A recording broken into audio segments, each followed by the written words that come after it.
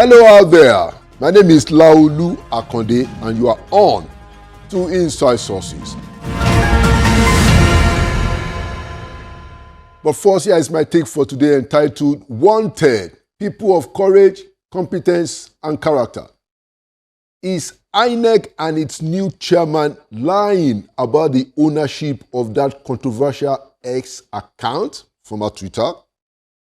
Is the comment of the president of the Nigerian Senate that insecurity will end soon after the 2027 elections a responsible remark? What would have gone wrong if Mr. President had stayed the night in Jos the other day when he flew into the airport there and then, leaving soon after? What will it take to give a bloody nose to the financiers and the senior commanders of terror and banditry in our country?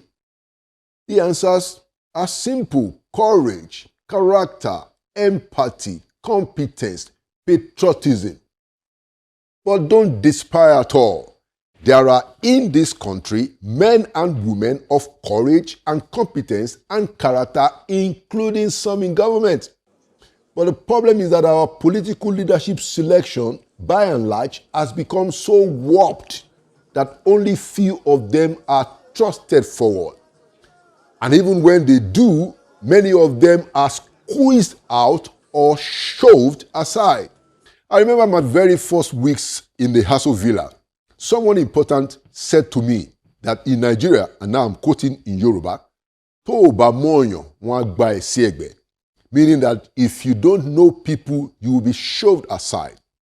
That was important to tell a young man who had lived abroad for the previous 17 years, who now finds himself in the highest office in the land as a presidential aide. But what that story shows, and is still revealing today, is that the access route to political power in Nigeria has often been warped with too many compromising turns that will make the emergence of people with a full complement of character, courage, and competence not easy at all. Not too long ago, one of the more competent and outstanding Nigerians who managed to make a significant breakthrough from this labyrinth of power to secure a responsible government position told me another compelling truth, such as what I had 11 years ago. She said, and I quote, "Our political leadership selection process has been reduced to private tokens and gifts that the powers that be offer as gifts and tokens." If this wasn't true, how do you think we ended up with some of the people who are the aim of affairs today? For instance, we have a Senate president, someone who didn't participate in his party primary, originally recognized by INEC, but still managed to make his way through. In any case, this person ran for president in the same election cycle. I'm talking of Akpabio, who still qualified to run in the primaries, a second one, for Senate in the same time. Now, how was that possible? Because this is about tokens and gifts. And then the Northwestern governor, who was openly outed as sponsoring terrorists and bandits, made it even to become a federal minister over security responsibilities. Nigerians all know the story of Mr. Bello Matawalle, whose removal from the cabinet the Americans are now beginning to demand. How did he end up there? Tokens and gifts. According to U.S. Congresswoman from Florida, Kimberly Daniels, this week, Matawalle's continued stay in office raises concerns because of what she described as, and now I'm quoting, red flags, including claims of links with bandit groups during his tenure as governor of Zamfara, and questions over his security experience, unquote. In a country of over 200 million people, we choose often to ignore competence and unquestionable pedigree and character. The other day, a senior advocate was lamenting that there are judges in the system who suffer persecution and are not promoted because they are deemed to be bold, unyielding, and fearless. Now, who doesn't know that we must demand judicial reforms to restore the unimpeachable character of our judiciary? In INEC, take the example of the new chairman, Professor Joash Amupiton, a man that came in with a dazzling set of credentials. It's often said he never had an X or Twitter account, despite all the digital imprints bearing his details, phone number, and email address. Then Akpabio, earlier this week, came out openly to confirm that that controversial tweet was actually posted by Amupiton. Now, if all Amupiton did was to tweet that victory is sure, quote unquote, in response to an APC partisan post, room for argument would have been there. But to deny what is an obvious fact raised a serious question on his character. How he intends, that is Amupiton, to wiggle his way through this self-inflicted affliction and keep his reputation intact remains to be seen. But my point today is this. Nigeria's problems aren't rocket science. We only need people of integrity, competence, and courage to come to the fore. We need reforms in the system of our political selection so that only some of the best will rise to the top. This is not happening now, and 2027 seems a lost cause for that already. But 2027 is not the end of our existence. We must plan to reform our system, even if it is one sector at a time. For now, the least Nigerians must demand is to ensure that our freedom to choose who is president next year is not abridged by INEC. That is not about partisan wrangling between APC, ADC, PDP, and INEC. This is far above the political shenanigans of our politicians. It is about the fundamental rights of Nigerian citizens to a democracy, and a vibrant democracy for that matter. We don't want a walkover of a presidential elections. Let us scream that at the top of our voices. And there you have it. Inside Sources goes full blast right after this. Welcome back to Inside Sources. Today, I'm leading the show with a conversation with a person who was my predecessor in office as the media advisor to the president in the vice president office, who is also a chieftain of the PDP. So it's going to be an exciting one. I'd like to welcome for the first time to Inside Sources, Alhaji Umar Sani.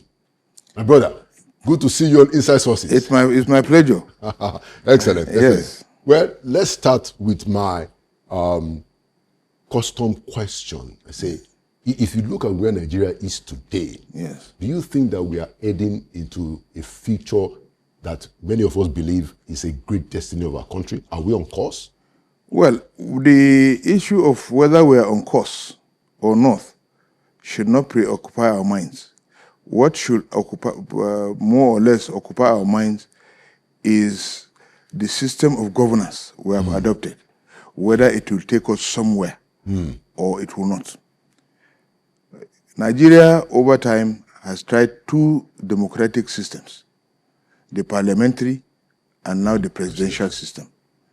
The parliamentary system, as at the time they tried it, was very robust, but also it never gave opening to other people to participate in governance. It is the members of the parliament that are also appointed ministers. It is a member. You must be a member of the parliament before you become prime minister. Yeah. So these are things that they reduce a lot of participation of technocrats in the management of our economy and the country. So if the whole parliament has no expert in accounting, then we will not have a good finance minister. So more or less. But with the presidential system, it gives a lot of opening. It brings more people. It gives the president the opportunity to choose those actors that will really help him in actualizing his objective. Whether that thing is managed properly is a very big question. What is the future of Nigeria? Is Nigeria moving in the right trajectory, or is Nigeria, moving away from the tenets of the presidential system? I would say, we are a young democracy. I wouldn't call us nascent, but I would say we are a young democracy. But even as young democracies, we should exhibit some good signs of democracy. Some of these signs are that there should be competition.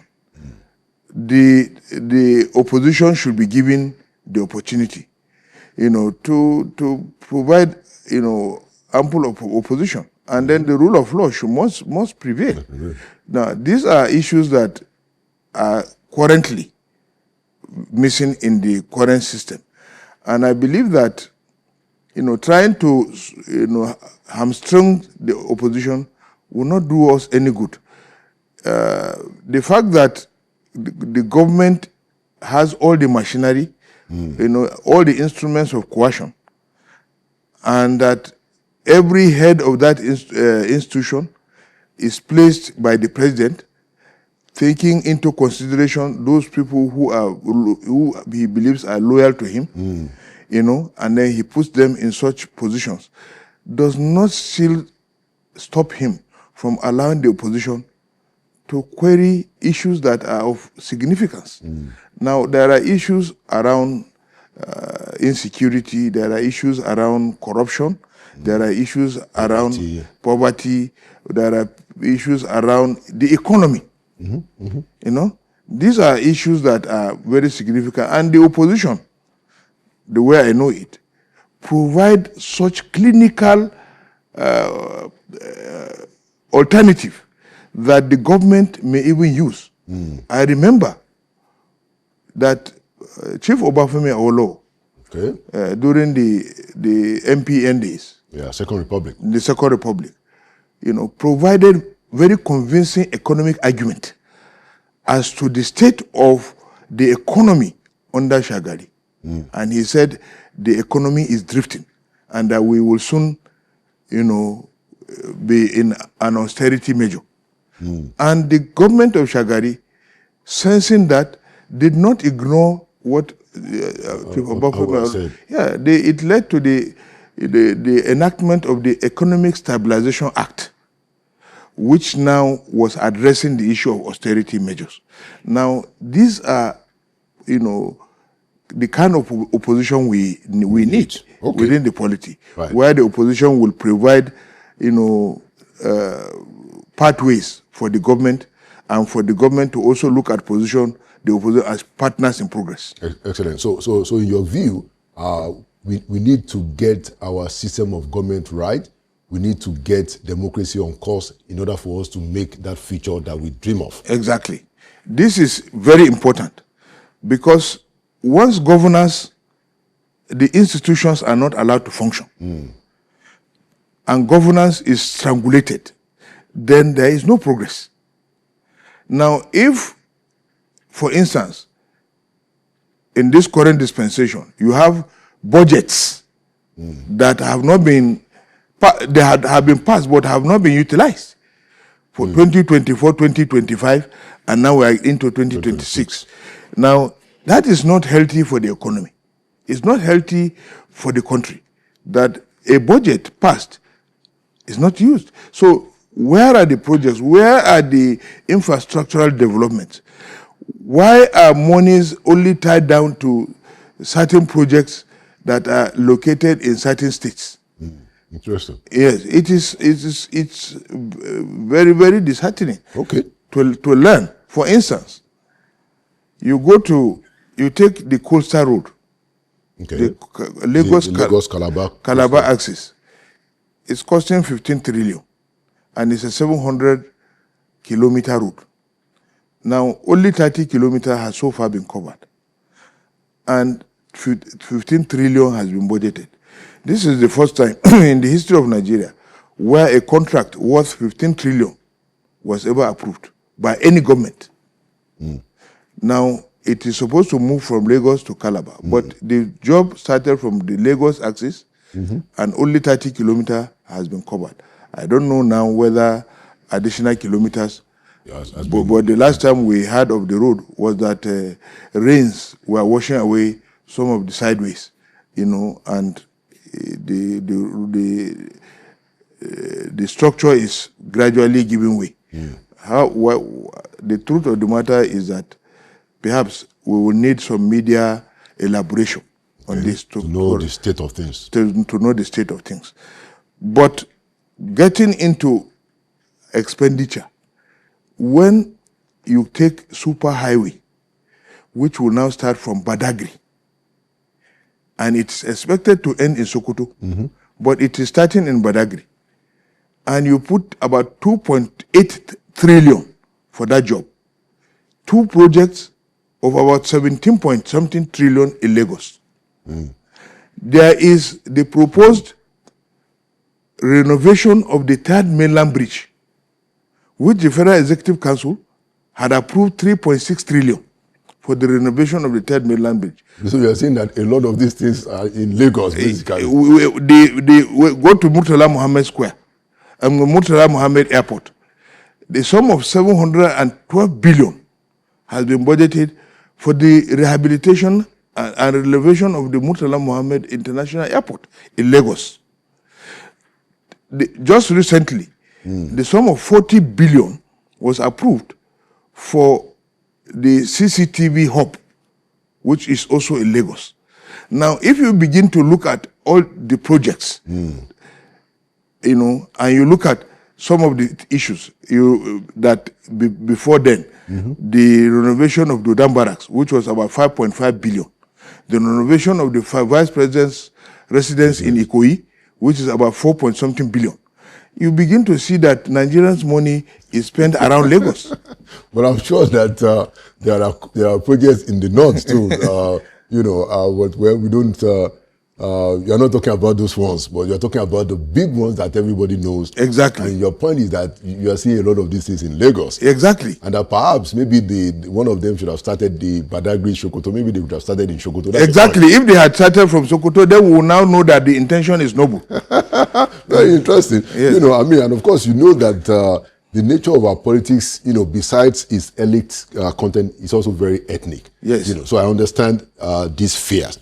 But I want to take you back to the issue of presidential system versus parliamentary system. Yes. Now, you raised one important argument for the presidential system in that it's able to get experts, who are not necessarily politicians. Yes. But how do you respond to the argument against presidential system that number one is expensive, yes, and then number two, it allows the president to hide away in the villa. He doesn't have to come and talk. He doesn't have to face the opposition. Whereas in a parliamentary system, the chief executive, the president, who is called prime minister in the parliamentary system, we have to face the opposition leader on a daily basis. As a matter of fact, we have to even take questions probably once a week. Now, I think, like some people, that one allows us to have a more transparent system, where our president is more accountable. The presidential system allows, and based on my own experience, I'm sure that you have your own experience too, the president can sit down in Aso Rock and just say, Umar Sani, you go and make that statement, Ruben Abasi, go and make that statement, and he is just, staying cool in his office. But a parliamentary system, it cannot do that. Yes. That is why we need to entrench in our system the presidential debate, where the president will be expected every year to come and face the opposition as to what he has been doing, his scorecard, and why certain aspects of what he is doing is wrong. The opposition will be able to bring out those things.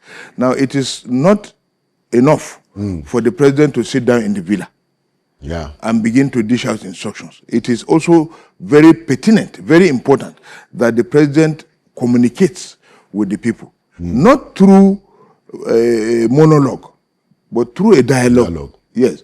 Now, Obasanjo used to do media briefing, Yeah. which used to be every 3 months. Yeah. We know the state of the nation. Yeah. Within his first 3 months, he will tell us this is what we have done, and then people now they attack through several means that whether this is good or this is bad for the country. But in this case, we only get to know what the government is doing through government speeches. And press statements. And press statements. Government speeches, somebody will go and say, we have attained this milestone, and no any proof that milestone had been. And no interrogation. No interrogation. So these are some of the things that are, against the presidential system. I agree with you that the parliamentary system provides avenue for debate, for accountability. Yeah. But again, it slows down the process of the president having to go and think and work effectively, because every day is in parliament, trying to explain to the parliament what is to be done and why they are doing certain things. And in such he is distracted from his normal day-to-day duties, his files, what he has to treat and so forth, who he has to assign certain responsibilities, depending on how fast or slow the president is. It may slow him down. All right. Well, the debate continues. Some of us are clamoring that we need to take a look at the system again. But let's move forward. Now, like I said during the introduction, you were the media advisor to the president in the office of the vice president, which was His Excellency Namadi Sambo. Yes. And then you left in 2015, and you took over. You succeeded me. I succeeded you. Yes. Now, I want us to talk about some of our experiences, for the benefit of our audience and for the benefit of the country.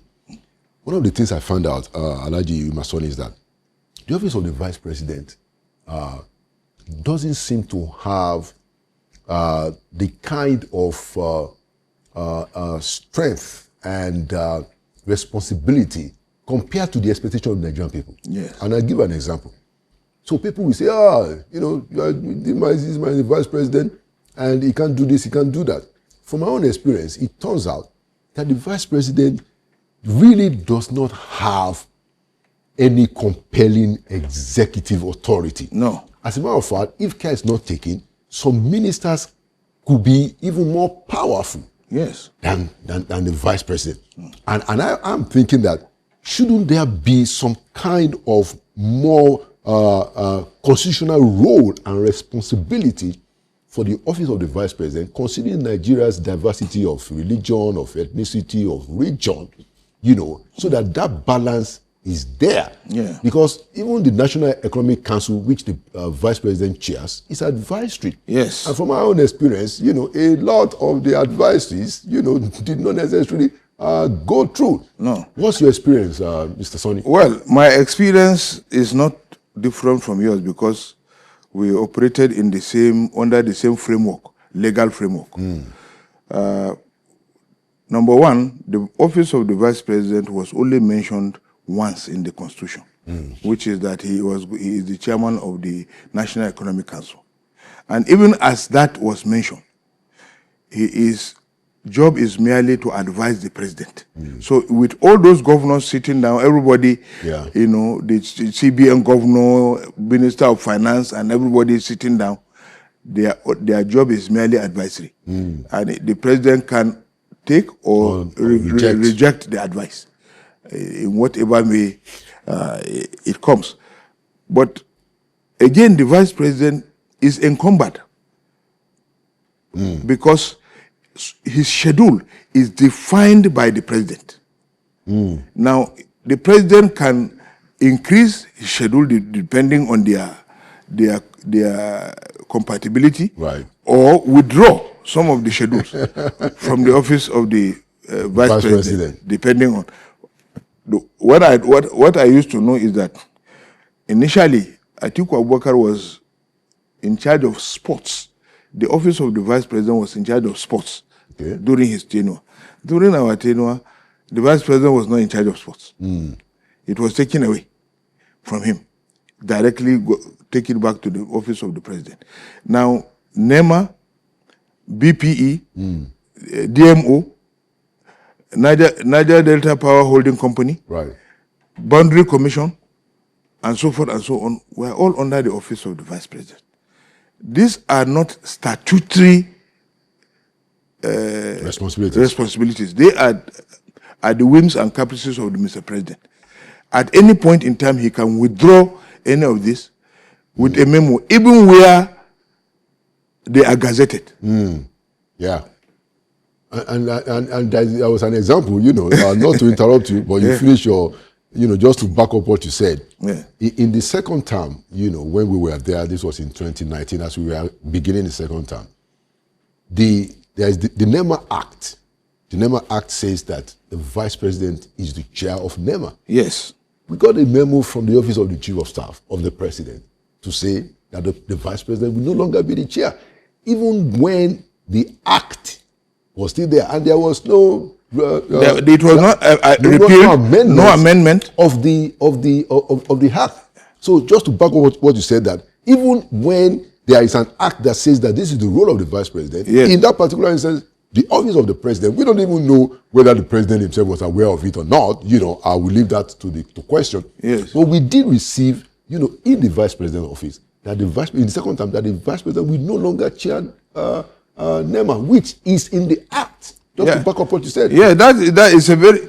If, for instance, the Ministry of Humanitarian Affairs was created newly, and that there is the need to merge using this man's recommendation, this man with this hotel, Stratum, forgetting, the Orosonya. Orosonya? Yes. Orosonya. If there was a need to go through the Orosonya report and to merge NEMA and bring NEMA back to the Humanitarian Ministry, a special act of the National Assembly ought to have been enacted to give legal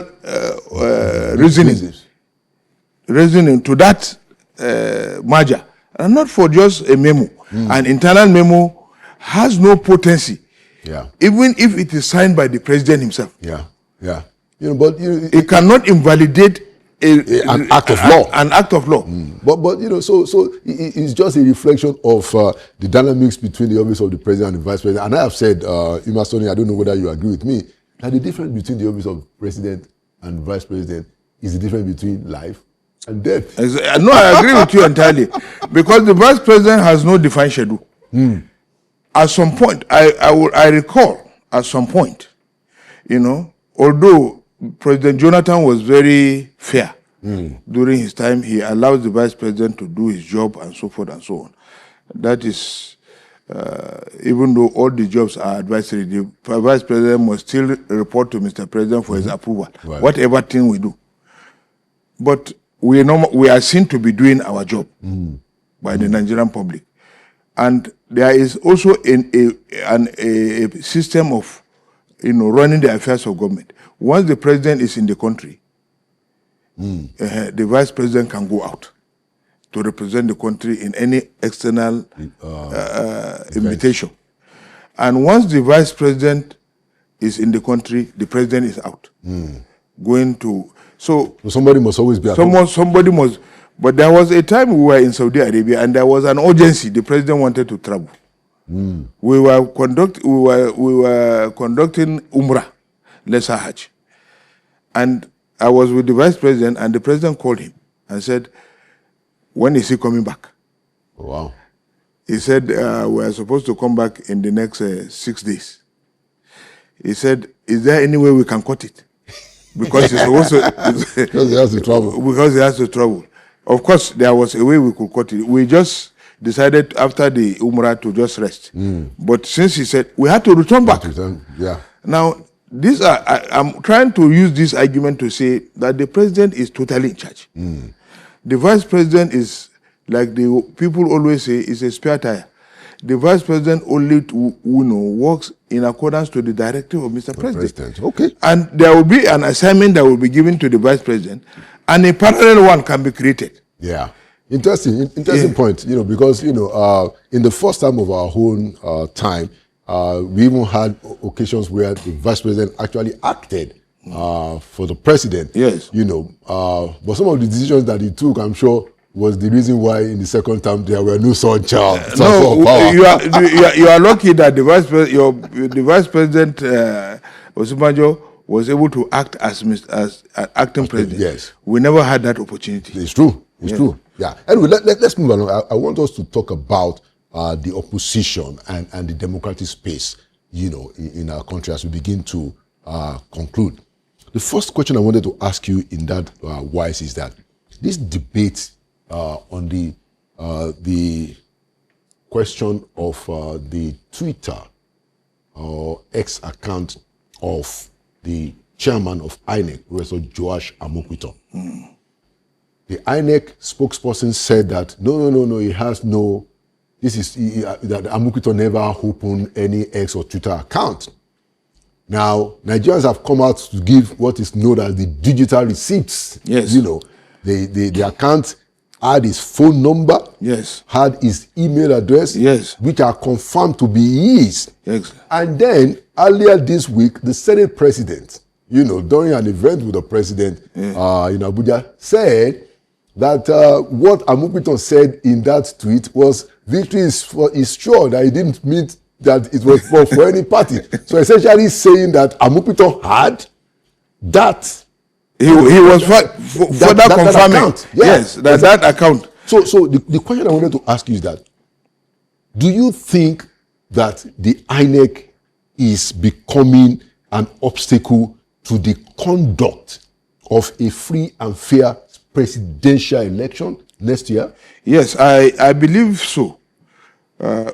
Because I will start from the beginning. Mahmoud Yakubu's tenure was supposed to have ended around December. Yeah. But he was asked to go on compulsory leave. Terminal leave, yeah. Yeah, terminal leave, so that, which is not normal with such offices. They are not government offices that you can... Yeah, because he's supposed to be independent. Yes, he's supposed to be independent. But government insisted he had to go. And the reason why is because they didn't want more parties to be registered. Yeah, and he was moving towards registering 14 new parties. You know, so government had to ask him to go. Now, when Amokuto came, he tried to stratify all parties that are supposed to be, you know, very, for lack of any word to say, a very dangerous party to the APC. Political parties like ADA were seen as, you know, an obstacle because it could, you know, quote people from the ADC and some people from the PDP towards that party to be able to have a strong party without any legal encumbrance. You know, so they were not registered, even though they were utterly qualified for registration. That's ADA. ADA. Now, these are issues. You know, we were also thinking that the government was trying to be clever by agreeing to register NDC, because NDC was not registered, but they went to a Kogi High Court and got an order, a judgment, and the judgment said they should be reinstated. That's the party of Seriake Dixon. Yes, that's the party of Seriake Dixon. Now, why we say is a trap is because where INEC is involved, a state high court cannot give judgment. But INEC chose to obey. INEC chose to obey. It is only the federal high court that has jurisdiction to entertain any matter involving INEC. So agreeing to register NDC was very dangerous. If anybody be challenged, yeah, because once people just go into that party, INEC will now ask somebody to challenge it, and then they will now deregister the party and say they were not qualified to be registered in the first place. And so most people understood that dynamics. Now, what we are saying generally is that since Amokuto came, he has shown, you know, so much disdain for the opposition.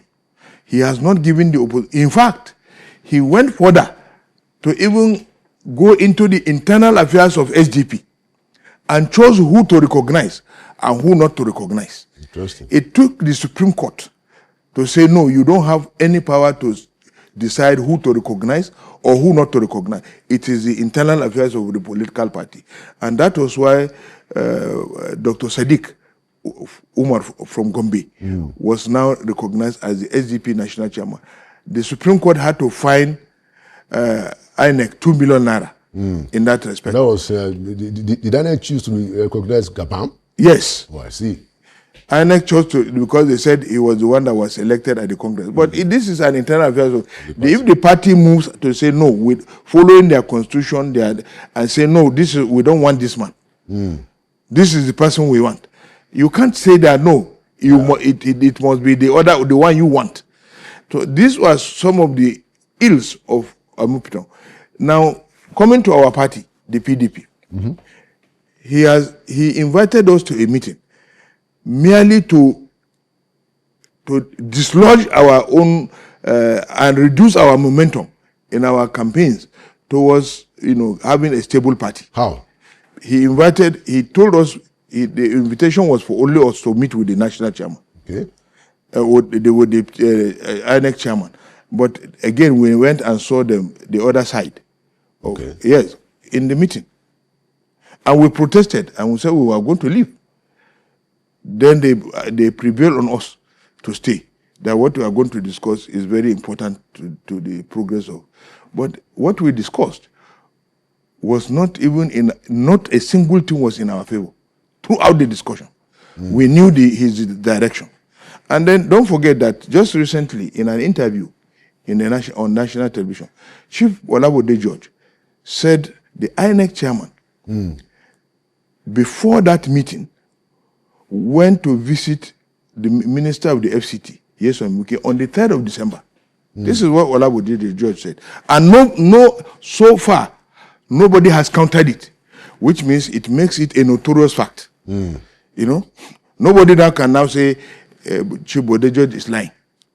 Now, at least nobody has denied it. Because nobody has denied it. Nobody has said, no, it's not true. So what we are saying is, these type of things, and then just of recent, without any warning, if you want to give warning to a political party or you want to address an issue with a political party, you call them for a meeting and say, in view of the court order that was given, this is our considered view, and we want to delist the two of you. We will advise you to go to court, and seek this. Then the political party can provide the argument. No, if there is any ambiguity you find in that judgment, why don't you go to court to seek clarification from the court? We are talking about the recognition of AGC leadership. Exactly. You are supposed to go to court to seek clarification because you are supposed to be neutral. You're not supposed to take the decision. You are not supposed to take the decision. Because the ruling was actually not very clear. It said status quo. Yes, but we don't know which status quo. Is it going back to Raf Nwosu, or is it keeping David Mark and Aregbesola until the final determination of the matter? Because it will seem that the decision of the INEC chairman has actually, upended whatever the courts want to do. Exactly. Interesting. So we believe that such actions are a clear manifestation of his intention. Now, his text messages have now come to confirm. Text messages to who? No, his Twitter handle. Oh, okay. This Twitter handle controversy. Yeah, the controversy has now come to confirm that Amopiton is a sympathizer of the APC. Don't forget that before he came in, there were instances, arguments that he was part of the Tinubu legal team, which was denied. He was also, they said he was only providing consultancy, and so forth and so on. So now it has been established by that tweet that he is a Tinubu sympathizer. So if Akpabio is saying that what he said was victory was sure, it means he was one. Absolutely. He has confirmed. So there is perjury. Yeah, I think Akpabio got the INEC chairman into more trouble than he could have got into. But last question, because of our time. So is PDP, and I know that you belong to the Turaki leadership. Yes. Is PDP going to be able to have a presidential candidate in the next election? Well, with the way the things are now, we were at the Supreme Court, and the Supreme Court, had taken very critical decisions, which was one, to abridge the time they normally provide for litigants to go and file their briefs and responses. Two, the Supreme Court has also departed from their normal position, which is about 60 to 45 days, and to make it now 5 days each. So we are going back to court, and then they have also agreed to for extreme accelerated hearing, which means it is so urgent and it is dependent on time, because INEC primaries will start on the 28th and will terminate in March. Right. So in May. No, in so, May. May. So which gives the enough court room. Enough room. So the court now says, okay, you people are coming back on the 22nd for hearing, and you know that the Supreme Court, as a policy court, does not take long time. They can even say, okay, this is our decision. We'll give you the reasons later. Okay. So you are hoping that that will strengthen the party and hopefully be able to present the president. Yeah, I'm very confident in the Supreme Court, because the Supreme Court has always been the party that has kept this, our democracy, going. Okay. And without the Supreme Court, the democracy will have since collapsed. They have always given, accurate interpretation as to what they mean. But even in this case, there is an established Supreme Court rulings where it says internal party affairs of political parties sorted out by should be sorted out, is non-justiciable. Okay. Last question quickly. I have only 1 more minute. Will PDP consider doing an alliance or coalition, whatever it is, with ADC? Yeah, the possibility is there, because what we want at this moment is for us to have a new Nigeria and to have a reset in our democratic culture. And with Tinubu, you cannot have it, because he wants to eat his cake and have it. And that is not possible within our democratic space. So we will consider, where necessary, any alliance that will pitch us with our partners whom we have, a similar direction as to how we want the country to go. For us to be able to uproot this government and be able to put in a very good government for Nigerians, because what Nigerians are yearning for at this time is good governance. Okay. All right. Thank you so much, Alhaji Umasoni, for your contributions and the insight that you have offered. And thank you for coming to Inside Sources. Thank you so much. It's my pleasure to meet with you once again. Thank you so much. It's also my delight. Yeah. And that's the segment. Inside Sources returns with another segment after this. Welcome back to Inside Sources. In this segment, I want to have a chat with a retired Major General who has been bold enough to write a memoir of how he moved from being a herder from age 6 to become a general in the Nigerian Army. The title of the book is Boots, Dust, and Destiny, My Journey from a Herdsman to a General. So I'm welcoming for the first time General Abubakar Adamu, who was the commander of the Nigerian Cyber Warfare Command. General, good to have you on Inside Sources. Thank you very much. It's always a pleasure to be here. Excellent. I've been reading your book, and it's quite an exciting read. You write so well that I feel jealous as a journalist. Very well written, and just like the former Chief of Staff, General Farouk Yahaya, said, you showed quite a bit of courage and a lot of integrity while you were in service and also in this book. So it's an excellent read, I must say that. But I wanted to open the conversation, you are an herder. I read a story when your father gave you the staff when you were 6, not much of instructions, and how you also describe what your mother did. Your mother gave you the blessing and even told you that, well, hey, don't let them go astray. Very important story. Now, you moved all the way as an elder, you became a general. So I wanted to ask you, what's your take? How do you read the debate that has been going on in this country for years about open grazing? Let's start like that. Thank you very much. Very good question. It's a natural thing for any Fulani man, to be given, responsibility as a young man to take care of cattle, because that is what you are born to meet. To do, yeah. And the debate is quite interesting. One of our problems in this part of the world is that we generally speak from, sentiment, and also we have our own biases and perception. Yeah. We don't look at things from the real, point of view.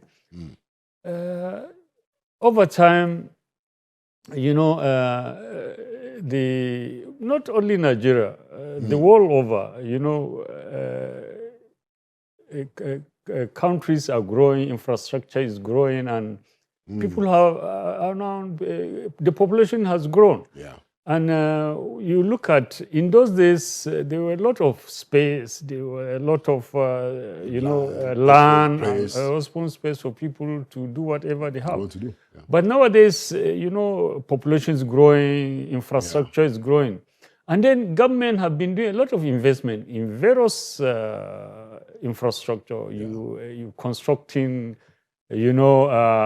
roads, airports, and also you've been making subsidies for fertilizers, for farmers and what have you. Right. But if you look at it, we've neglected the aspect of livestock. And generally, honestly speaking, people are very sentimental. You construct markets, stalls, you construct wholesale market and what have you. But generally, you look at this little or no investment in terms of livestock.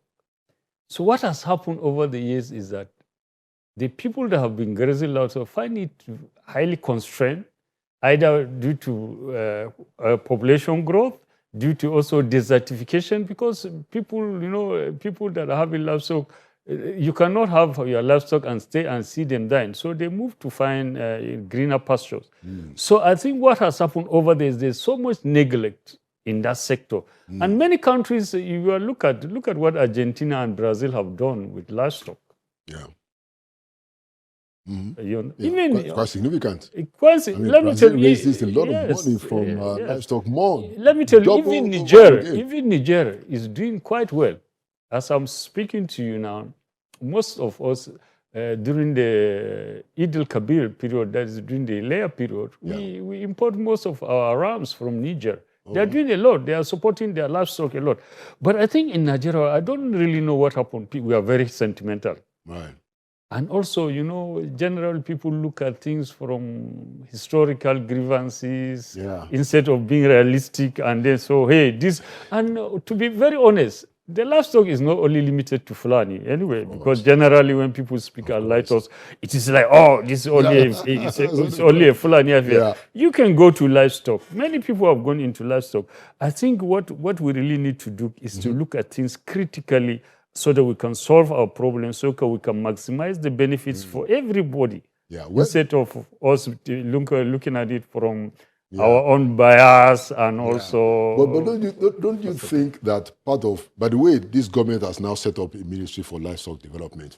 My view is that, look, you don't really need a ministry, to do it. You just need to get it done whichever way. But, hey, they've done a ministry.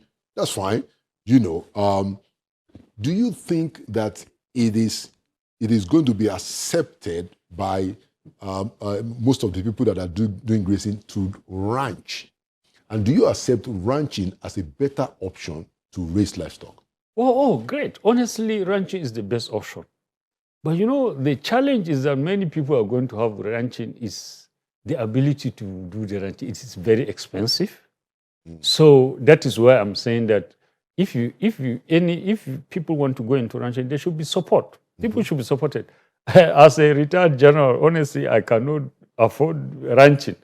Even though, I still have even though naturally in Mambila Plateau, where I come from, we've been practicing ranching for years because we've not been moving around. So, but I can tell you, ranching is very expensive. Because you know, in Nigeria also we find it very difficult to produce various what do you call them now, the foods that the animals need. Very few companies do it, and they are very expensive. So for you to do ranching, you need government support. The people need loans, revolving loans, like any other one, like any other business. And the only way we can go into, honestly, ranching is the way to go. Is the way to go. I remember that when during the Buhari or Shibajo time, when I served as presidential spokesperson, there was the National Livestock Transformation Plan, on a program which was actively negotiated among the governors, especially those in the north, where we had a lot of the tension, and now this government has done, taking it forward by saying that, look, let's have a livestock ministry. So I imagine, because in that plan that I speak about, all these things are detailed. They are how to help people who are doing grazing, how to transition them into ranching in a way that they get the help that they need. So I'm hoping, that the livestock ministry will move in that direction. Have you seen any kind of a movement with the new livestock ministry in that direction? Honestly, the livestock ministry is one of the best the government have done. But, in Nigeria, I think we do more of a talking than for everything. Yes, I'm somebody who, I'm not a routine person. Somebody who believes in innovation. I think we do a lot of talking. I think we should once a ministry is established, or any department of paracetamol, we should we should go down to the level and, convince people, do a lot of practical things instead of, staying in Abuja and, rolling out programs, having conferences in air conditioned room. I think that's the biggest challenge we're having, not only in the Ministry of Livestock. I think generally in Nigeria, we should reduce the top show and then go to in practical terms. Talk and do some action. Action, yes. Okay, let's move along. There's a portion of your book that I found quite very interesting, and the reason for that is because from the outside, people are saying that, look, we are spending a lot of money on the military and the security agencies for decade, for over a decade at least. The highest portion of the Nigerian budget has been on the security, a good part of it on the military. So people from the outside are saying that you guys give us some value. But in your book, you raised a very important point, which I found quite insightful and very helpful to the national debate. You said that there are a lot of things that are even going on from the inside. And I want to read, a portion of your book where you talked about procurement battles. You call it procurement battles and politics of supply. I'll read 3 paragraphs. It said, during my years at Army headquarters, one refrain echoed across every briefing is, and you quote, "We need weapons and we need them now." The Nigerian Army was engaged in one of the most complex internal conflicts in its history. Yet the procurement of arms, ammunition, vehicles, and communications meant to sustain it was choked, erratic, and often sabotaged by politics. He said each delay cost lives. The supply chain meant to sustain operations had turned into a labyrinth of paperwork and personal interest. He said contracts were awarded through patronage rather than performance. Quality became negotiable and timelines and afterthought. In the trenches, soldiers bore the cost. Their courage never faltered, but their confidence in the system did. I'll read one more paragraph and then I'll pose the question to you. One incident near Burma remains vivid. This is what you recall. It said a convoy was ambushed and the troops fought until their ammunition ran out.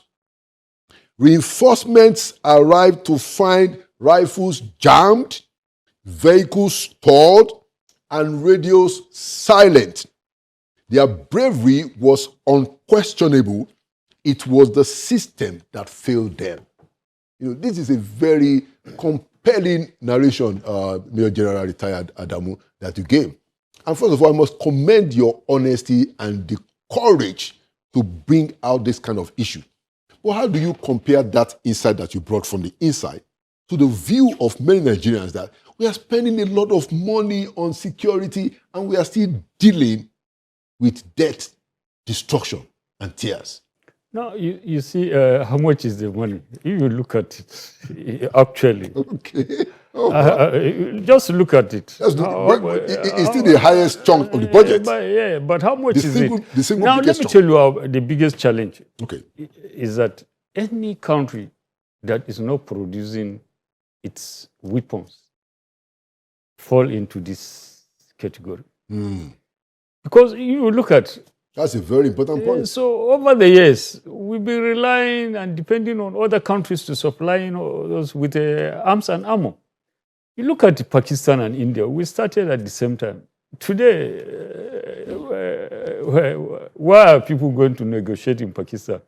Why is Pakistan a power? Do you think that if Pakistan was not a nuclear power or was not producing weapons, they could sit down and start negotiating with some powerful countries? So in essence, is that whatever amount of money you budget for an institution, if that institution is going to now go and meet a third party to bring or procure that equipment, look, you are at the mercy of somebody. And there you have it, another edition of Inside Sources, like we always say Nigeria will prevail. It means that Nigeria will win. My name is Laolu Akonde. Thank you for watching. And by the grace of God, I'll see you at the next edition.